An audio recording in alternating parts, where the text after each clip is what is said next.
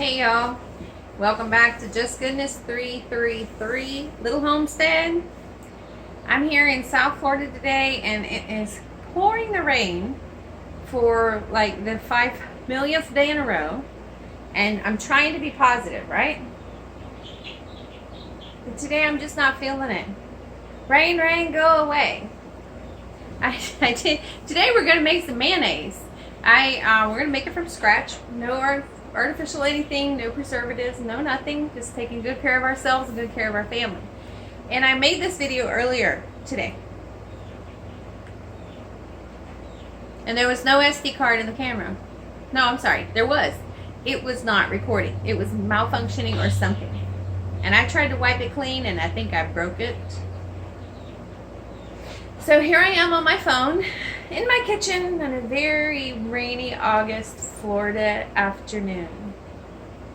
But we're about to have some fun because we're going to make some mayonnaise. And making mayonnaise is fun. It's fun. And it's so easy. We're going to do it in just a few steps here. I'm trying to get myself in the shot. I'm trying to get this in the shot. Let's see. Let's go here a little bit. There we go. Now what I'm going to do first is I'm going to squeeze these lemons. I'm going to juice these lemons. Right here on my handy dandy juicer. We're going to need 2 tablespoons of lemon juice. I also have a strainer here, like a small strainer that's going to go in this small measuring cup thing that I have. I'm just going to take it from here and strain it just because we don't want any seeds or pulp. If you get a loose seed in there and then it gets hit by the blender, it's going to be really bitter in somebody's sandwich. I'm just going to pour that through the strainer right now. My mom's always finding cute little treasures here and there. She got me this lemon juicer. Isn't it pretty? So cute. Now we have our lemon juice. First I want to bring you over here. Okay, this is a pint-sized jar. I don't like this angle. Give me a second. Here we go. This is a pint-sized jar. 2 cups worth. This is a wide mouth jar.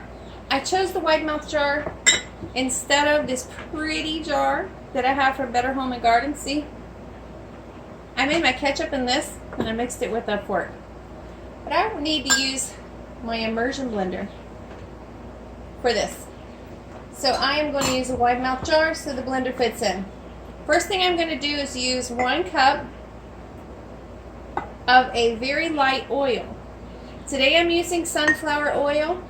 I have used avocado oil. I have used a very light olive oil. I have used sunflower olive oil mixture. I got it from from the grocery store. They have this like 80% sunflower, 20% olive oil, and it turned my mayonnaise a light green color. It was good, but it was weird looking. Real weird looking.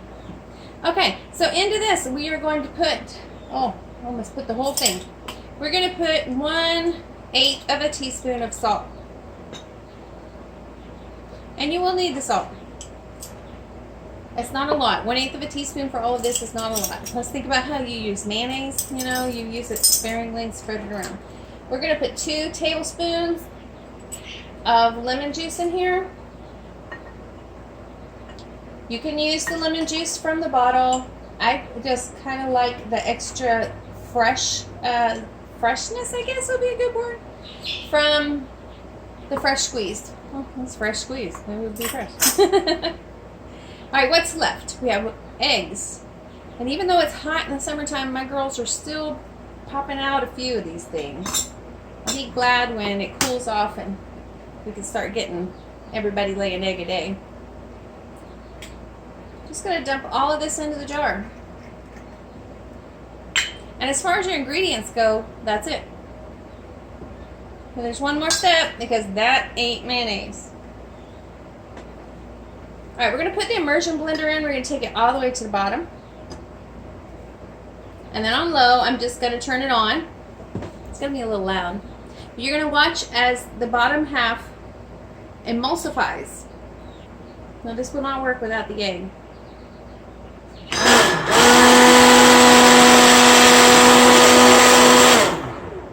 on the bottom at this point in time.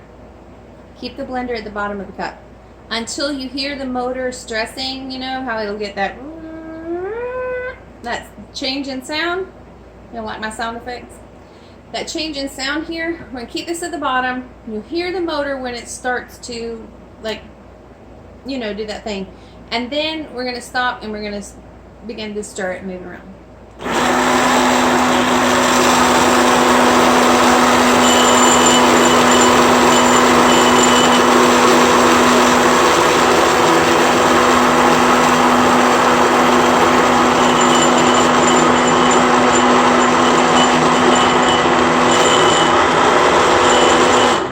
Okay, I just heard a slight little difference in the motor. That means that it has, yeah, and this thing is almost stuck to the bottom. So be careful lifting it out.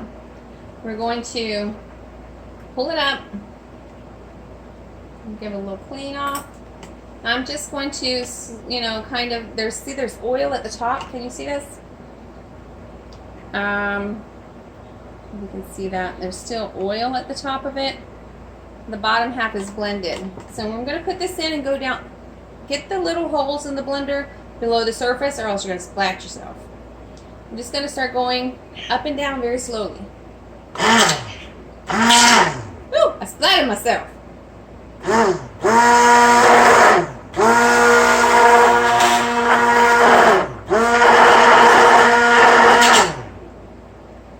You'll hear it when it starts to go.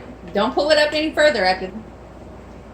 I can still see the top of it's just a little more shiny than mayonnaise. That means there's a little more oil on the top than the bottom.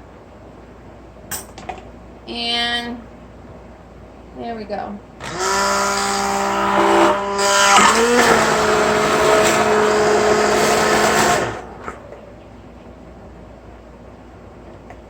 You may have to do this a few times. I did also want to say you can make this in a blender. You can make this maybe even in a food processor with the right blades on it. And you could also make this in a mixing bowl. Just follow the same steps. And I like to do this because you can do it right in the jar. And the only thing I have to clean is this thing. Is that done? Okay, it looks pretty blended. Alright, let me clean this off. This it does not make a full pint.